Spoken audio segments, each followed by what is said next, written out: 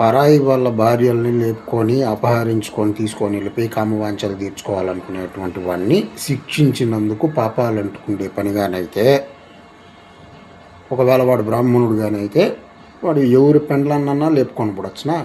వాడు ఏ పాపం అన్నా చేయొచ్చు, ఏ తప్పైనా చేయొచ్చు, కానీ వాడిని శిక్షించకూడదు. శిక్షిస్తే మనకు పాపాలు అంటుకుంటాయి.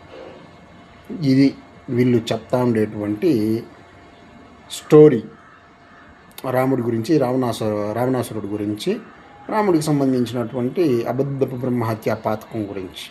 అట్లాగా ఉంటే రాముడు పాపాత్ముడు అనేసి అనేట్లుగా ఉంటే, రాముడికి బ్రహ్మహత్యా పాతకం ఉందనేసి అనేట్లుగా ఉంటే, పాపాత్ముడు అనేటువంటి వానికి ఆలయాలు ఎందుకు నిర్మిస్తూ ఉన్నారు?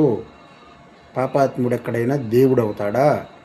ఆ రామాలయాలన్నీ కూల్చేయండి, ఎందుకంటే రాముడు పాపాత్ముడు కదా. ఈ ప్రశ్న నేను కొన్ని సంవత్సరాల నుంచి అడుగుతా ఉన్నాను. వీళ్ళ దగ్గర జవాబు ఉండదు. బూతులుగా ఉంటాయి, బూతులే తిడతారు. అది వీళ్ళు చేసేది. రాముడు పాపాత్ముడు కాదు అని మేం చెప్తా ఉన్నాం, దాన్ని ఒప్పుకోరు వీళ్ళు. ఈ దొంగ లమిడికే కొడుకులు, ఈ బోసిడికే గాళ్ళు. మళ్ళీ వీళ్ళు గురువులంట, వీళ్ళు పీఠాధిపతులంట, వీళ్ళు సన్యాసులంట, పండితులంట, ప్రవచకులంట. ఈ బోసిడికే గాళ్ళు వీళ్ళని ఏదన్నా అంటే నొప్పి వచ్చేస్తుంది. దేవుళ్ళనంటే మాత్రం వీళ్ళకి బాధ లేదు, చింత లేదు. ఎందుకంటే దేవుడు ఏమన్నా మాట్లాడతాడా? తిరిగి తిడతాడా? కొడతాడా?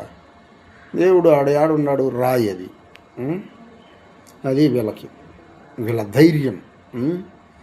ఇట్లాంటి వాళ్ళని నిలువరించాలనేటువంటిదే నేను చేస్తా ఉండేది. ఆలోచించండి.